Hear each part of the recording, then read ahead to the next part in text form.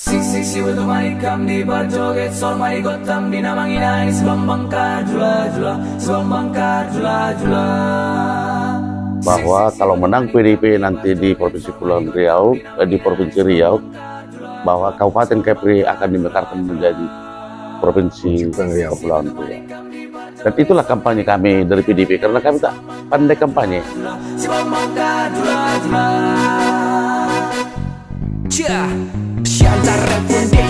Provinsi Kepri ini berterima kasih kepada Tuhan Yang Maha Kuasa, karena sudah disuguhi geografis yang begitu indah.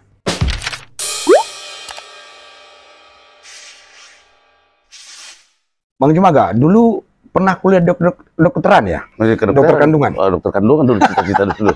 Sore-sore ya jalan-jalan, ada penerimaan UIR. Ini Universitas Indonesia Riau ini. Masuklah ujian. Ternyata Universitas Islam Indonesia Riau.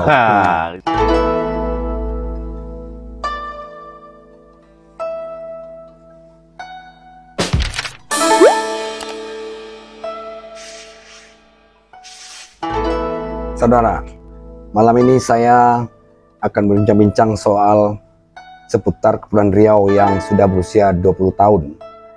Tapi kita ingin lihat bagaimana perjuangan untuk membentuk provinsi ini. Dan tamu saya malam ini adalah Ketua DPRD Provinsi Kepulauan Riau, Bapak Jumaga Nadia. Horas, Baras. Nah, terima kasih waktunya. Terima kasih, selamat malam. Ya. Pak Jumaga, bisa ceritakan Pak dulu bagaimana Bapak kan jadi anggota DPRD itu kan sudah jauh sebelum provinsi ini terbentuk, menjadi anggota DPRD Provinsi Kepulauan Riau. Nah, waktu itu sudah dimulai perjuangan untuk membentuk Provinsi Kepulauan Riau. Baik, terima kasih Pak Sokrates. Assalamualaikum warahmatullahi wabarakatuh. Pertama, saya masuk ke Partai PDIP sebagai caleg tahun 1999 bulan Februari, sudah mencalonkan diri menjadi DPRD Provinsi Riau, karena pada saat itu reformasi dan Partai PDIP memintakan saya supaya menjadi caleg mengambil dapil Kabupaten Kepri. Nah, pada saat itu sistemnya pemilihan nomor urut. Saya dapat nomor 1 dari PDIP, daerah pemilihan Kabupaten Kepri.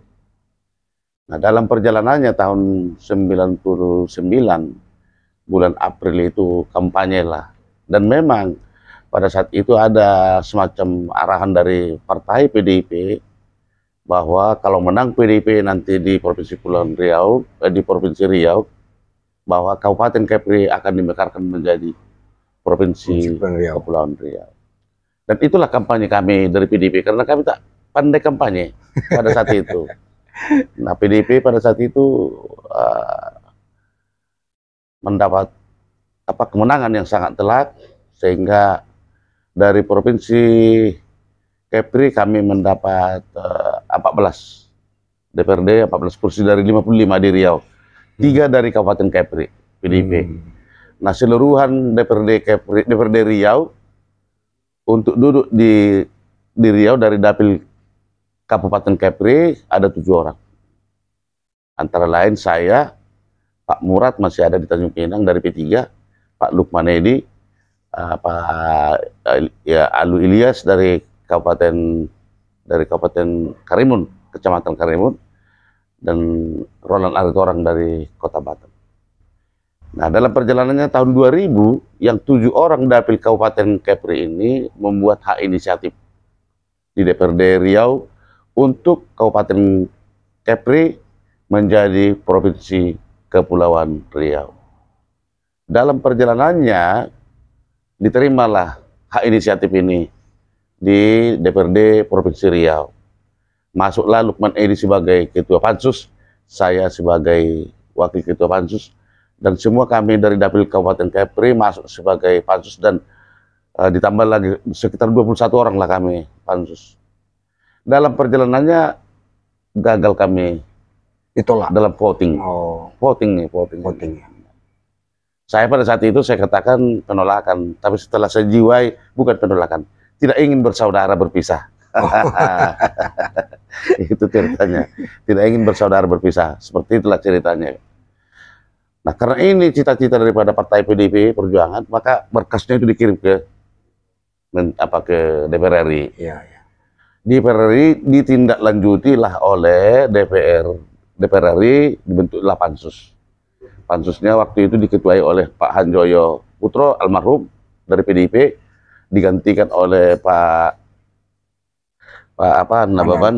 Pandana Baban dari PDIP. Tetapi Pak Sokrates, sebelum hak inisiatif ini kita laksanakan, Bupati Bintan, Kabupaten Kepri waktu itu adalah Husnul Hud, itu udah kita mintakan kepada beliau supaya dimekarkan dulu kecamatannya menjadi kabupaten kota. Itu persiapan ya? Persiapan. Artinya setelah siap itu baru nanti. Artinya Pak Husnul Hud memekarkan Karimun menjadi kabupaten, Natuna menjadi kabupaten, kota Tanjung Pinang menjadi kabupaten, Bintan jadi kabupaten, dan satu lagi Batam menjadi kota. Maka terjadilah 3 kabupaten dan 2 kota. Jadi 5 kabupaten kota memenuhi syarat untuk dimekarkan menjadi provinsi. Ya. Tapi sebenarnya dasar pembentukan itu lebih pada rentang kendali dan jarak yang jauh. Apa aja waktu itu? Jadi alasan untuk dimekarkan itu bukan seperti alasan karena kalah perang pilkada, kita bentuk tidak seperti itu. Ini natural. Iya. Natural itu apa? Pertama, satu, rentang kendali yang sangat jauh ke Natuna dari Provinsi Riau, dari Pekanbaru. Kedua, ketertinggalan Kabupaten Kepri 15 tahun dari kabupaten lainnya. Ketertinggalan. Itu alasan utama. Di luar itu tidak ada alasan waktu itu. Maka pemerintah pusat menyetujui dan ditandatanganilah tahun 2023 undang-undangnya. Provinsi Kepulauan Riau. Kabupaten Kepulauan Riau. Ya, tapi Pak Nyomaga, setelah 20 tahun ini, apa yang Bapak lihat perkembangan dari Provinsi Kepulauan Riau sendiri? Saya tidak terlalu memuji lah ya, tapi fakta ini memang dengan dibentuknya Kabupaten Kepri menjadi Provinsi Kepri sangat banyak yang kemajuan. Dari sisi pendidikan pasti kita sudah banyak perguruan tinggi di sini. Dari sisi perekonomian dari 300 APBD mininya menjadi sekarang sudah 4 triliun. Sumber daya manusianya, pengembangan kotanya sudah banyak lah, perhubungannya, pariwisatanya sudah banyak lah. Baru seumur jagung masalahnya. Nah, kendalanya ada satu, memang normalnya Provinsi Kepri ini 20 tahun 4 gubernurnya, tapi faktanya sekarang sudah 13 itu gubernurnya. Termasuk PJS-nya kan gitu ya. Karena banyak halangan-halangan segala macam. Tapi sampai hari ini kita masih melihat kesenjangan antar daerah, Batam dengan Bintan dengan Karimun mesti belum merata itu, Pak Nadia. Sebenarnya DPRD provinsi sudah mengupayakan itu supaya merata sebenarnya. Tinggal karena Batam ini 2 lokomotifnya, bahkan 3 mesin. Lokomotifnya pertama adalah wali kota, lokomotif kedua adalah BP Batam, lokomotif ketiga adalah APBN. Nah, ini membuat Batam ini menjadi pesat perkembangannya. Sementara BP Batam sudah menjadi arahnya ke Belut. Nah, sementara provinsi ya satu hanya provinsi APBD. Sementara kabupaten lainnya seperti itu. Nah, kedua RPJMD dan RPJMK-nya yang ditandatangani oleh DPRD, bahwa 2 sebenarnya aspek merupakan unggulan Provinsi Kepri ini. Satu aspek pariwisata dan satu aspek kemaritiman. Yang belum terjamah dua-dua ini juga ini. Nah, kenapa belum terjamah aspek kemaritiman? Contoh umpamanya, pariwisata Batam itu pariwisata apa? Kalau tidak salah saya, Batam pariwisata mais. Ya, belanja. Karena ternak kan gitu. Sementara Bintan, Lagoe wisata alam. Wisata kuliner belum. Nah, Natuna wisata alam. Bintan Lingga wisata. Tapi ini marketingnya belum begitu mantap. Nah, sebenarnya bagus. Coba seperti kita lihat Singapura. dijual itu Lagoe. Di seluruh taksi di Singapura itu ada tulisan Lagoe. Ya, ya. Apa untungnya di Singapura? Datang dari Jepang 2 malam di Singapura, 1 malamnya di Lagoe. Dia dapat untung loh. Dia marketingnya, kita tak pandai marketingnya, marketing saja. Ya, ya. Contoh umpamanya di Natuna, bukan lebih parah Natuna jauhnya dari Hawaii. Sangat indahnya bukan lebih hebat lagi Hawaii, indah alamnya daripada Natuna, tidak. Tinggal sekarang bagaimana marketingnya. Dan memang orang wisata itu bukan orang miskin, wisata orang kaya sebenarnya. Ya. Sejauh itu dari Amerika datang ke Hawaii untuk melihat alamnya Natuna. Kita tak bisa jual di Natuna karena marketing itu. Bagaimana Pak Menedek melihat pembangunan infrastruktur ya? Sekarang kan Dompak misalnya sudah cukup lama baru mulai, sangat pelan gitu perkembangan Dompak misalnya sebagai ibu kota provinsi, pusat pemerintahan Provinsi Kepulauan Riau.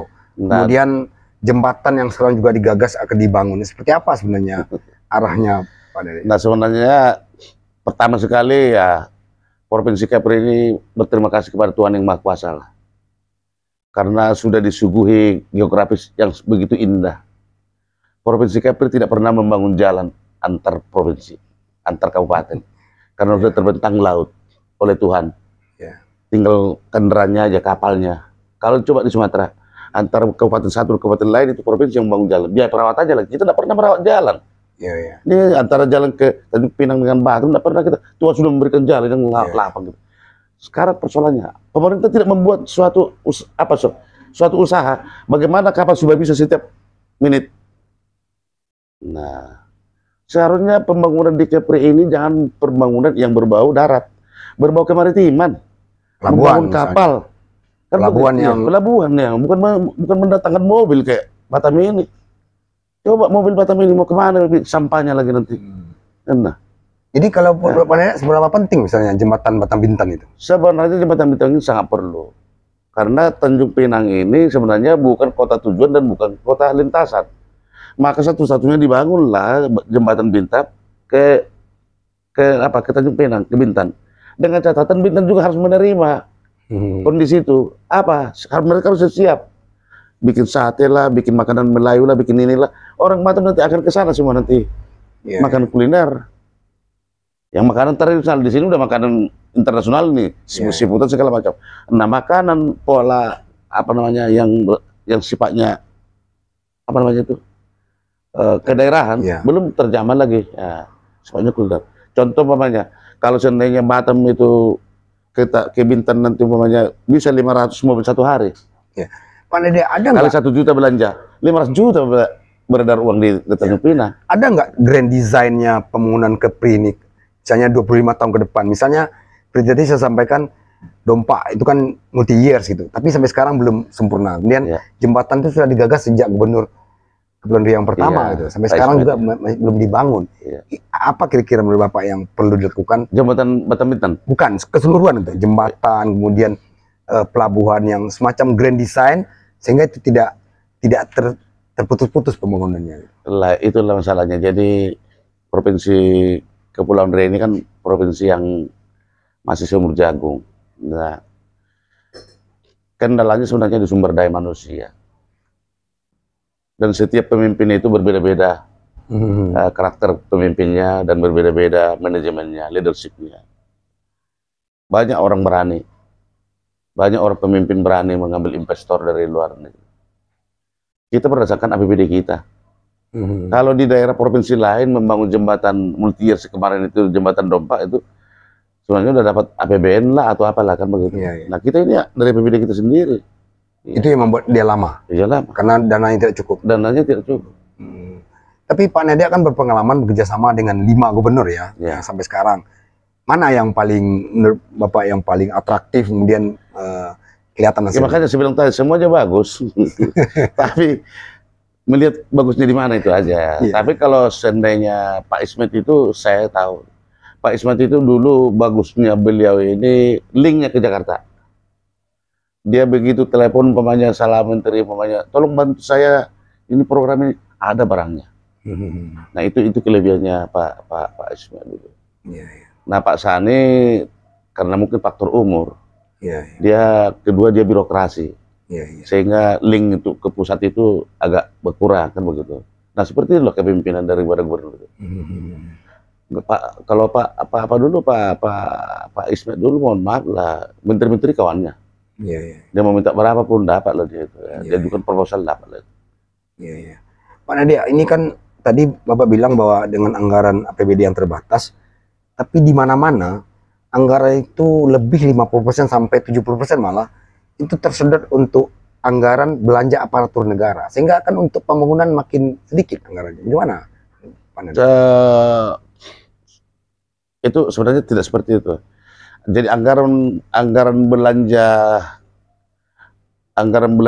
daerah terbagi 3, satu belanja langsung dan belanja tidak langsung dan belanja daerah kabupaten kota. Kalau belanja pembangunannya itu lebih besar, berarti aparatur sipilnya kan lebih kecil kan, belanja tidak langsung. Itu tidak sampai 50 loh Pak, kalau belanja aparatur. Itu paling-paling sekitar 30 sampai 40%. Iya, iya, iya. Jadi bukan seperti dugaan selama ini bahwa banyak anggaran itu tersedot malah untuk belanja aparatur, termasuk DPRD. Gitu. Kami dari DPRD kalau ada yang berani nonton, melihat kami bicara-bicara, kadang gotok-gotok kan bos. Cuma karena tidak ada dibuat apanya rekaman segala macam, gotok-gotokan itu. Iya, iya. Jangankan itu membahas, kadang-kadang 1 juta aja, kadang-kadang bisa 1 jam. Iya, iya. Nah, berlebih 1 juta, bawah seperti itu ya, gotok-gotok. Masalahnya sekarang, sekda yang harus diangkat oleh gubernur itu adalah sekda yang bisa menerjemahkan RPJMD. Mau kemana arah pembangunan itu, supaya dalam penganggarannya itu bisa pas. Karena eksekutornya ya. Ya, eksekutornya.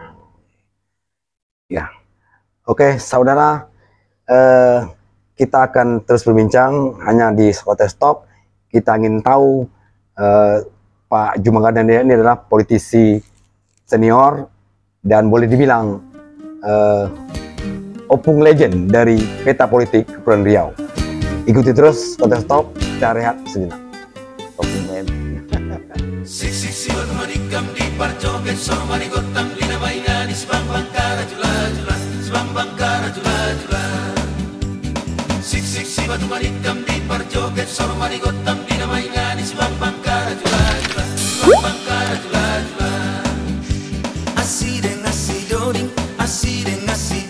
Kita lanjutkan obrolan dengan Pak Djumagan Nadia. Beliau ini punya latar belakang yang unik. Bang Djumaga, dulu pernah kuliah dokteran ya? Pernah kedokteran. Iya, Universitas Andalas. Universitas Andalas. 2 bulan. Kenapa? Kenapa? Ya sebenarnya sangat pribadi lah. Jadi tidak disiplin lah sama keluarga. Kebetulan abang saya di sana Dandim di Padang, di kota. Tapi diterima di kedokteran ya? Terima di kedokteran saya. Memang cita-cita di dokter? Dokter kandungan? Oh, dokter kandungan dulu cita-cita dulu. Bahkan saya dulu waktu SMA kan juara 1. Kalau tidak juara 1, juara 2 umum. Iya, iya. Saya diminta untuk IPB Bogor dulu Pak. Saya tolak. IPB Bogor harus kedokteran. Nah, kenapa saya di Padang? Pada saat itu abang saya dari Pekanbaru, Arhanud, menjadi dandim di Padang. Kuliah 2 bulan aja? Kuliah 2 bulan. Kenapa berhenti? Sebenarnya bukan berhenti karena melarikan diri, tidak pas dengan abang saya sama kakak saya kan. Larilah ke Pekanbaru bos. Iya, iya. Setelah lari ke Pekanbaru saya sampai pagi. Sore pakai ANS kan, gitu kan. Pagi sampai sore-sore ya jalan-jalan. Ada penerimaan UIR. Ini Universitas Indonesia Riau ini. Kan itu ceritanya. Masuklah ujian gelombang ketiga. Ternyata Universitas Islam Indonesia Riau. Nah, itu di situ dia. Tapi ada juga untungnya. Saya belajar hukum Islam itu 5 tahun. Tapi dosennya tahu agama Islam, bukan satu-satunya Kristen saja. Agama Islam 5 tahun. Satu-satu mahasiswa Kristen. Hukum Arab, bahasa Arab 3 tahun. Dan menjadi pengacara setelah itu. Menjadi pengacara. Kebetulan rektornya itu kan advokat senior. Iya, iya. Tingkat 3 saya udah, ya kamu bantu Bapak ya. Saya udah asisten pengacara tingkat 3. Dulu tingkat 3 bukan semester. Kalau tingkat 3 itu semester 6 lah kan.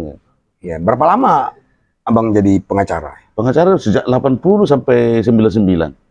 Oh, 19 tahun ya? Baru setelah itu masuk ke politik? Masuk politik. Kenapa? Masuk politik itu berkelahi sama Ketua Pengadilan Negeri Batam. perkelahiannya emosional lah, gara-gara perkara segala macam. Tanpa disadari, entah bagaimana, Ketua Pengadilan Negeri Batam ini dimutasikan menjadi Ketua Pengadilan Negeri Pekanbaru. Wah, kacau balau ini. Parah saya ini. Putar baliklah saya menjadi partai caleg ini. Ternyata tersesat saya di jalan yang benar sampai sekarang.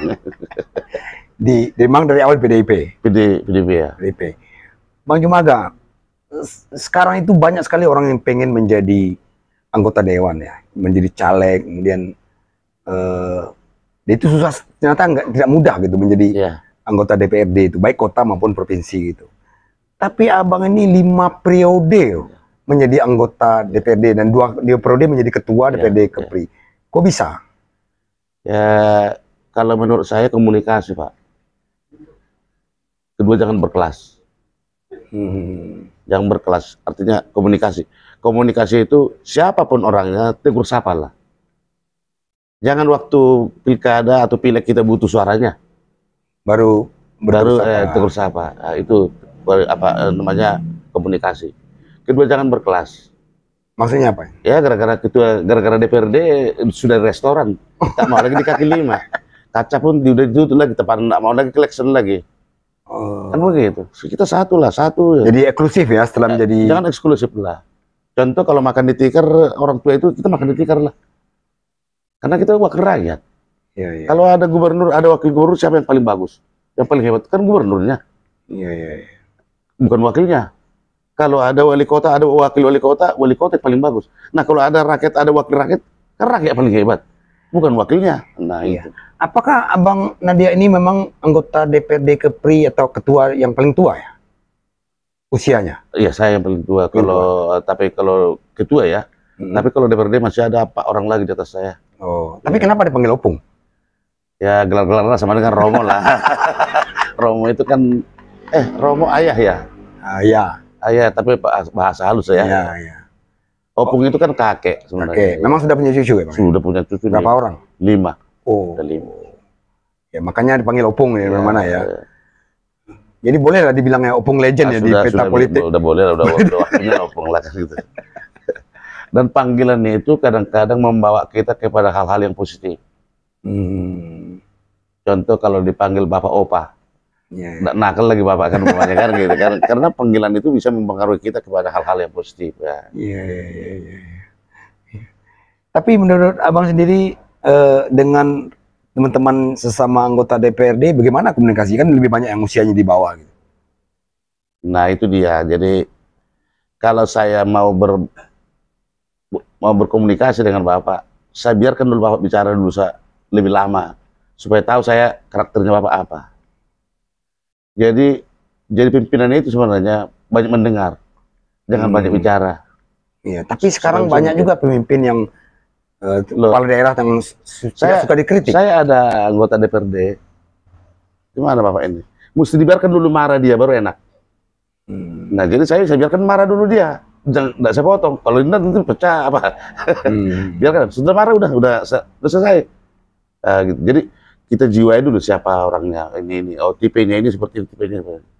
Apa tips dari Abang ya buat orang-orang yang pengen menjadi anggota DPRD yang mungkin sebentar lagi akan berlaga di pilkada? Kenapa? Tips untuk orang-orang yang pengen menjadi anggota DPRD. Kan banyak orang yang mencoba gagal, kemudian mencoba lagi gagal. Gitu. Apa kira-kira triknya? Sebenarnya mencoba bukan gagal karena belum waktunya sebenarnya. Dan belum menemukan resep. Masyarakat itu sudah pintar dari kita. Kalau saya menyatakan umpamanya nanti kalau saya anggota DPRD pilih saya sejahterakan masyarakat, dia masyarakat langsung tendensius dia, siapa itu Bapak itu? Berapa rumahnya? Apa sekolahnya? Kok bisa mensejahterakan kita omongnya? Padahal dia begitu. Oh, artinya enggak boleh janji-janji. Jangan janji-janji lah. Komunikasi dulu lah. Komunikasi dulu lah ya. Karena menjadi anggota DPRD belum tentu hak dan kewajibannya tahu dia. Sebegitu banyak anggota DPRD, kadang-kadang yang bicara itu cuma 10% atau 20%. Kenapa begitu? Ya memang nggak bisa. Kan begitu. Iya. Mungkin juga pengalaman organisasi penting ya. Itu satu, memang sangat penting. Berorganisasi, leadership kepemimpinan, berbicara. Dan kemudian kalau dia pengen memang menjadi wakil rakyat, itu sudah jauh-jauh hari dia berkomunikasi dengan calon-calon pemilihnya itu. Bukan pada saat mau pemilu, mau kampanye, baru dia dikenal orang gitu. Dan kita sebagai calon anggota DPRD, caleg, kita juga memberikan pelajaran yang positif kepada masyarakat. Apa itu? Jangan memilih orang, coba memilih kriteria. Yang kita pilih ini loh, A, sarjana, ada suami istri, sosialnya bagus, komunikasinya bagus, itu kriteria. Jangan memilih orang. Bisa salah. Bisa salah. Iya. Karena memilih orang kita bisa salah. Tapi kalau memilih kriteria tidak akan salah, tidak akan meleset. Pasti ada feedbacknya yang bagus sama yang memilih. Tapi ngomong-ngomong Bang, kenapa anggota DPRD, anggota Dewan ini jarang bicara ke publik? Dia kan juga ada fungsi pengawasan. Misalnya mengkritisi para kepala dinas, misalnya para kepala daerah. Atau memang kepala daerah kita anti kritik? Sebenarnya bukan anti kritik sebenarnya. Banyak mereka kritik. Kadang-kadang dalam rapat-rapat kerja itu kadang-kadang keluar juga kalimat-kalimat yang tidak tepat sebenarnya gara-gara soal mengkritik itu ya. Iya. Itu keras itu. Saya akui itu kalau soal teman-teman. Kadang-kadang yang tidak pantas juga diucapkan jadi keluar ya. Bagaimana respon kepala daerah ketika dikritik? Ya, kalau saya kan pernah kritisi di media kemarin Pak Gubernur kan. Iya. Yang kerjanya buruk itu. Kerja buruk itu kan. Ya. Itu maksud Pak Nede apa sebenarnya? Ya saya bilang sama Gubernur, Pak Gubernur ini masih peluru hampa loh Pak yang saya lemparkan. Saya sering makan di restoran yang enak. Satu ketika makan saya di restoran itu makanannya tidak enak. Siapa yang saya salahkan? Yang owner lah yang punya restoran. Nah, yang punya restoran harus panggil kokinya. Iya. Loh, itu kemarin itu tamu kita kok tidak mau makan, marah-marah. Apa paksakannya kenapa? Nah, artinya kalau marah aku sama gubernur, panggil OPD semua. Kenapa Nadia itu apa? Apa yang tak beres? Harus begitu karena. Iya. Saya sering makan di restoran A. Enak makanan. Suatu ketika makanan saya tak enak, langsung pulang saya mencak-mencak lagi saya. Ya, itu rumah makan apa itu tak beres saya bilang. Tapi ketika Bang Nede mengkritik Pak Gubernur itu apa reaksi beliau? Ya udah sebenarnya udah ngeri-ngeri sedap juga gimana. Cuman reaksi dari orang-orang di sekitar beliau itu sangat keras. Saya udah sampaikan kalau dilihat judul itu mengeri, tapi kalau gubernur baca sampai sejauh itu, saya dari segi politik sebenarnya saya tidak kasih main-main sama gubernur. Tetapi saya karena warga Kepri, saya berniat membangun bersama-sama dengan gubernur, apapun namanya. Dan pengawasan saya adalah menyampaikan hal-hal yang tidak benar. Apa sebenarnya yang ingin Abang sampaikan ke Pak Gubernur dalam konteks ke sekarang itu? Nah ini udah masuk orang ini. Jujur aja lah, dilihat oleh mata, dilihat oleh hati kan. Kepala keluarga itu bersama istri mengurus keluarga.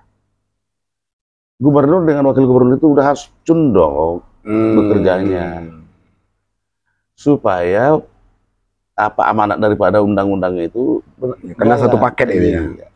Gubernur itu bekerja untuk membenahi aparatur sipil. Gubernur itu keluar kan gitu kan. Iya. Tapi Abang sendiri mencoba nggak menjembatani antara gubernur dan wakil gubernur? Kita mempertemukan supaya ini masalahnya bisa selesai. Kita sudah coba menjembatani sebenarnya, tetapi nggak tahu lah karena apa masalahnya. Kan gubernur juga udah kita tanya, jawabannya benar. Wakil gubernur juga kita tanya, jawabannya juga benar semua. Ya udahlah, bagaimana apa? Karena kadang-kadang kita menjaga perasaan juga orang kan. Iya. Pak Nadia ini kan sebentar lagi sudah memasuki tahun politik ya, dan 2024. Seperti apa persiapan partai-partai menghadapi tahun 2024? Karena sekarang udah sebenarnya ada pergerakan-pergerakan, ada pertemuan-pertemuan. Seperti apa sebenarnya gambarannya? Pertama, mulai dari sekarang sudah harus turun ke bawah. Dan kedua, jangan keluar dari zona bahaya. Jangan masuk ke zona yang nyaman. Tetap di zona bahaya. Maksudnya apa ini? Artinya tetap kita merasa diri kita bahwa kita belum ada apa-apanya. Supaya kita bekerja.